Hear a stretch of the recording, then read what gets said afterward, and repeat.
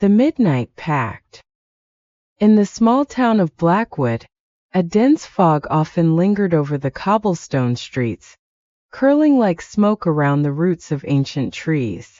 Moonlight struggled to pierce the thick, shadowy canopy, and the locals kept close to their hearths on cold nights, whispering about the reclusive Count Drackle.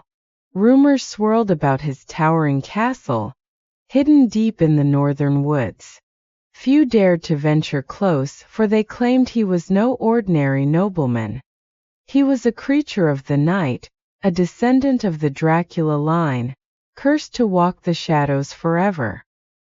One chilly autumn evening, a young herbalist named Alara stepped into those very woods. Her breath visible in the crisp air, she trod carefully, eyes scanning the ground for the rare bloom she needed to cure her mother's fever. She had ventured farther than usual, lured by the faintest rumor of a mystical herb said to grow only near the cliffs of Drackle's land, a place forbidden by the villagers. The deeper she went, the quieter the world became. Even the forest animals seemed to hold their breath, watching her from the darkness. Her nerves prickled, but she pressed on, guided by an inner strength that overpowered her fear.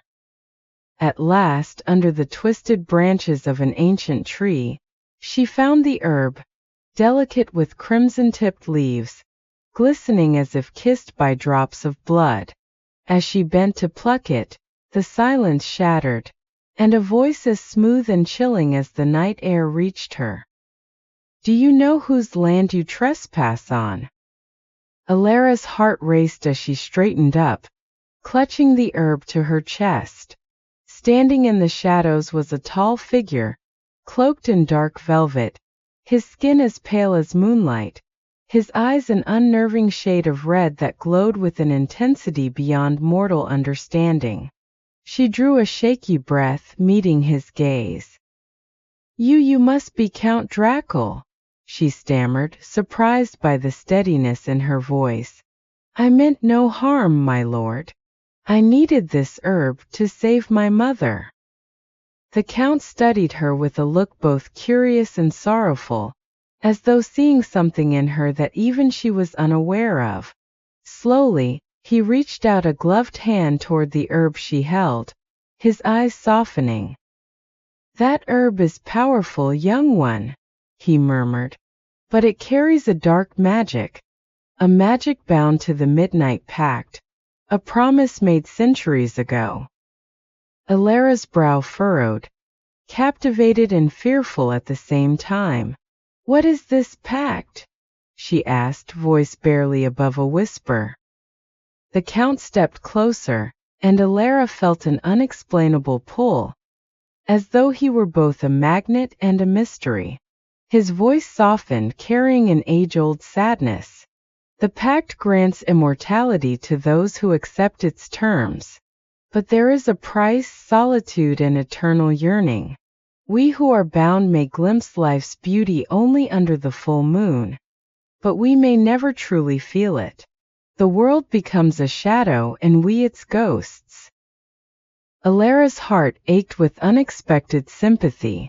This man, this creature of darkness, was not merely a monster. He was a soul imprisoned by a curse. She took a step closer, emboldened by a desire she didn't quite understand. "And if I chose to share this power? To walk in shadows with you?" The Count's eyes widened, a flicker of surprise crossing his face. He had not expected her words, nor the raw honesty in her voice. His gaze held hers, searching, as if seeking the truth of her soul. "Few have ever offered," he said quietly, his voice filled with a mixture of hope and caution. "To share the pact is to share in darkness, in sacrifice. Together yet alone." She looked up at him, the weight of his words heavy in the air between them. She imagined the life she would leave behind, the fleeting days of human joy and sorrow, the years of longing for something greater than what this small village could offer. Then, with a resolve that surprised even herself, she held out her hand, her gaze unwavering. "Teach me, Count Dracul," she whispered. "Teach me to walk in shadows, to understand this darkness." Under the silver light of the full moon, they sealed their pact. Dracul raised her hand to his lips, his touch colder than ice, yet strangely comforting. The forest around them seemed to breathe, as though it recognized the ancient magic awakening. From that moment on, Alara's life became a strange and beautiful blend of wonder and darkness. Dracul became both her mentor and her companion, guiding her through the secrets of the night. Together they explored forests where the trees whispered old stories, and ancient ruins where shadows danced in flickering moonlight. In time she learned to wield powers beyond human comprehension, the ability to commune with spirits, to sense the passage of time in a single drop of dew, to feel the life hidden in the silence of night. But with each passing year, Alara felt the weight of eternity growing heavier. She watched as seasons changed and yet remained the same, as the town below aged while she remained unchanged. The villagers' whispers turned to awe and fear, and soon tales of the Lady of the Shadows joined the stories of Count Dracul.